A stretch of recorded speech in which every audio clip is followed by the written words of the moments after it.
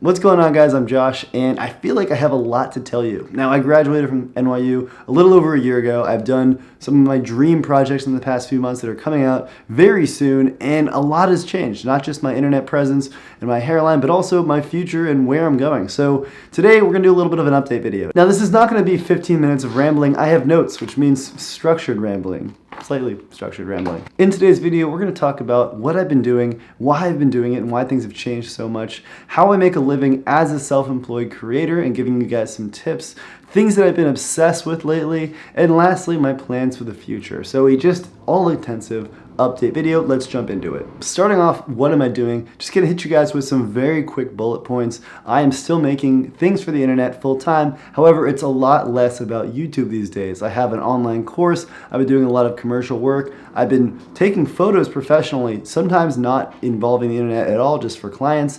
And I've still been making YouTube videos, YouTube tutorials, planning new courses to make in the future. I've been filming for my sponsor, Revive Skateboards, trying to make an incredible video part coming out next year. I've been doing a reckless amount of travel. Throughout 2019, I've spent 3 months on the road, a month in New Orleans. I've been to Spain, Germany, blah, blah, blah. No one wants to hear you talk about your travels, Josh. I feel that. And most importantly, I've been figuring out what it means to be a photographer and finding my own creative voice. I've been experimenting a lot, trying to refine my skills just at shooting. I've been shooting a ton of street photography, landscapes, and I go camping, portraiture work just randomly, as well as skate photography. So a lot of different verticals, a lot of experimentation. I've been playing with animations lately. I shot my first wedding as a second shooter a few weeks ago because I thought it would be interesting. Just a whole lot of experimentation, trying to find my voice as an internet creator as well as an artist and as a photographer. You've probably noticed my YouTube channel has changed an insane amount over the last few years. And if you look back even a year ago, there's a lot more skateboarding,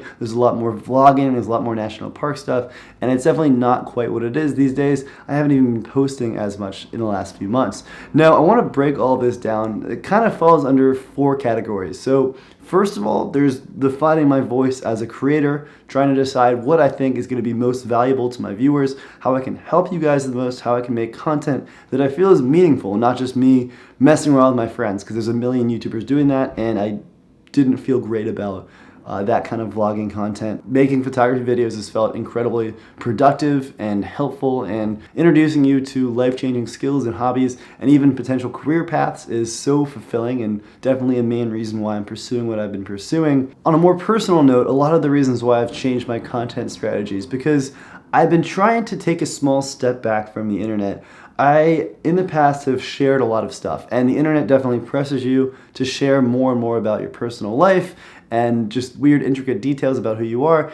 And I've been questioning that, and I see a lot of YouTubers filming their relationships with their girlfriends, and then they break up, and you have dozens of videos about your girlfriend integrated into them, and it's a strange thing, just having your ex documented like that forever. So I've been very careful about what I share, trying to share a little bit less about my personal life because I am a private person, and the internet can only know so much. It's very easy to throw things into the ether, yet when you have been doing this for 14 years, as long as I have, you start to realize the repercussions of that and how there are some strange encounters that can be had when so many people know so many things about you. It's nice to be a little secretive at times, and when you do all this vlogging, it's so tempting just to share everything. So trying to find this balance has been interesting for me. I've probably taken it too far and made this channel a little bit less personable than I would like it to be. So thank you guys for bearing with me as I continue to experiment, trying to find that perfect balance. And the other main reason why my channel has changed so much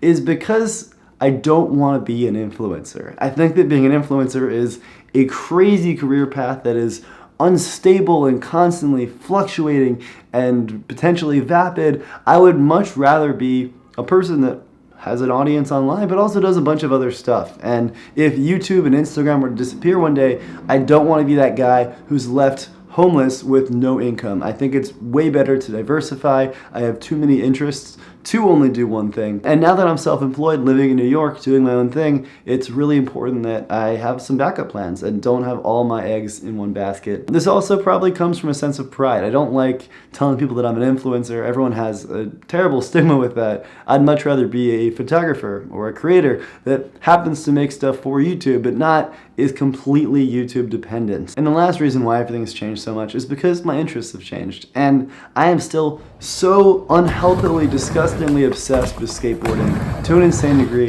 I built a half pipe in my backyard in Brooklyn. I love skateboarding more than I ever have before, but I don't want to make skateboarding videos anymore, or at least with such frequency that I used to, because it's not the same anymore. It's nice to be just focused on skating and not making vlogs and talking to the camera between tricks. It's just been a healthier relationship with skating, and photography has definitely interested me more in the video sense. So yes, I still skate, have no fear. I'm still working on my part. It's gonna be my best one yet for sure. I'm really excited to share with you guys some of the footage that I've been filming for Revive. I went to Barcelona for 10 days just to shoot for my video part. It's going great. I'm very excited. But you're not gonna see as much skate content on my YouTube. But definitely, I do still post skate clips on my Instagram story, so check that out. Moving right along, let's talk about how I support myself. Because I feel like when people hear you're a photographer, they're thinking, yeah, me too, buddy. I got a DSLR in my closet in 2008. Not many people actually make a living as a photographer. And I want to break down how I do this because it's not as one-directional as one might hope. Ideally, you're getting paid by National Geographic to do your shoots once every 3 months, but realistically, every photographer has a million side hustles, and myself definitely included. So I want to break down how I make a living, how I manage to support myself, how I manage to buy all the cheeses I have in my fridge right now, because there are 5 different types of cheeses, and I think that's a decent form of medium success. A couple different revenue streams I have going on right now. So one is YouTube. So there's ads you see before my videos. That's huge. There's a lot of sponsored content. I've had the chance to work with some incredible brands recently, including Adobe, Squarespace, Canon, and I've also been doing a ton of work with Canon outside of YouTube, which has been really cool. I've led some photography workshops for them, I've given talks, I've led photo walks, and most excitedly, I did pretty much my dream project with them a few weeks ago that I don't even know if I'm allowed to talk with you guys about yet. So this might just be a ginormous bleep in the video. But in case it's not, and they give me the approval, I am working with them to promote their new camera, the 90D, which has finally been announced, and it's actually for sale in a few weeks. And we made a whole 6-episode commercial series for them about skateboarding and photography and the relationship between the two. So basically a dream project for me. We had any single piece of Canon gear you could possibly imagine involved in the shooting process. We had a whole production crew of 7 or 8 people making me look way cooler than I actually am. It's going to be really, really sick and talented, incredibly talented skateboarders throwing down for the project. So beautiful photos, beautiful video, and it's going to be on Canon's YouTube channel on their website in a few weeks, and I'm so unbelievably stoked. Might have to cut all this out, might not. Moving right along, Revive Skateboards, my sponsor, definitely helps out. I'm on monthly retainers shooting for Igloo coolers, which is awesome because I just take their water bottles and coolers on my travels with me, something I already use, and just get to have a fun time doing product photography. I have a 9-hour-long photography masterclass that I sell on Udemy that's been awesome, and if you want to learn photography, definitely check that out. Links will be in the description. I also do affiliate sales, meaning when I recommend a product or service and people use it, I get a small percentage of the sale. So I do that for Adobe products, Lightroom and Photoshop. I can't recommend enough. I use them every day, as well as Adorama I've partnered with for all my camera gear links. I also sell prints of my photos. I do the occasional hired photo shoot, and random licensing deals pop up. When you have hundreds of hours of content on YouTube in every which category, random people find you and want to put your stuff in strange commercials. I've licensed my friend getting nutted on a handrail a couple of times. One time to a testicular cancer conference promotional video. Weird stuff happens when you have a large library on YouTube, and that's a fun little thing. Being a self-employed creator definitely takes a lot of compromise. You're not always going to do the work that you absolutely love, and the work that you hate sometimes subsidizes the work that you love, giving you more free time and available funds to pursue the things you really enjoy doing. Now here's a little secret. A lot of your favorite artists might try to hide the fact that they do some lame work to make ends meet. Now even Ansel Adams, the most iconic landscape photographer, was doing corporate work into his late 60s and 70s. Being a self-employed creator is definitely a little bit scary and frustrating at times. You don't know when your next paycheck is going to be or how much it'll be for necessarily. And sometimes you have to just make ends meet doing work that you're not 100% proud of to pay the bills. And this holds true not just for being self-employed, even if you're partially employed or working a full-time 9 to 5, but trying to support your creative passion on the side. It's all the same. there is definitely a bit of a hustle there, and there's times when it's scary and you question a lot of things, but in the end, if you get to make the things you want to make, then it's all hopefully worth it, unless you're starving on the streets. I will say the biggest thing that's helped give me confidence in the future and not be shaking in my pants every single day has been building up passive income streams. So things like building this course out and having thousands of videos on YouTube ensures that I'm still making money even when I'm not working. And this allows me to travel more. This allows me to know that even if I don't bring in any crazy projects this month, I'm still gonna make a little bit of money and be able to eat. Moving right along to things I've been obsessed with. Now in the past, I've done whole videos about this, but it feels a little bit vain, so I'm gonna condense this into a quick minute. Books I'm super into. The Invention of Nature. It's a biography about Alexander Humboldt, a German scientist and explorer in the early 1800s who prompted Darwinism, who prompted the liberation of South American countries, all this crazy stuff he had a foot in. Very, very fascinating book.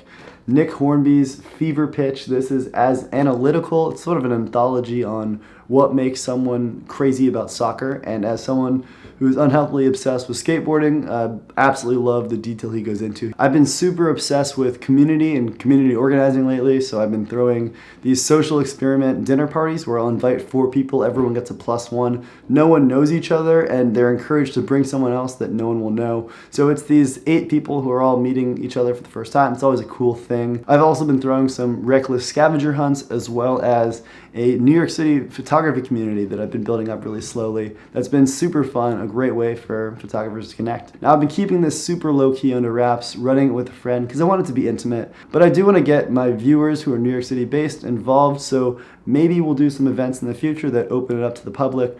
We will see. That's all very tentative, being figured out still. My friend and I ran into Andy Milanakis on the street the other day and we got a beer with him. I love sending emails with no opener or closer, just the meat, frontside 360 ollies, and nose blunts on transition. Wearing almost the same clothes every day with just the slightest of variance. I have a couple different shirts I cycle through.